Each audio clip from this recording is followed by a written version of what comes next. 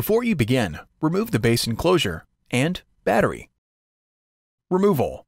Using minimal force, lift the locking bar up on the touchpad board zip connector and disconnect the touchpad board ribbon cable from the touchpad board. Using minimal force, lift the locking bar up on the touchpad button board zip connector and disconnect the touchpad button board ribbon cable from the motherboard. Remove the touchpad button board from the adhesive that secures it to the touchpad board. Remove the 5 3mm P1 Phillips broadhead screws that secure the touchpad bracket to the top cover. Lift the touchpad button board off of the alignment pins on the top cover and remove. Reverse this procedure to install the touchpad button board.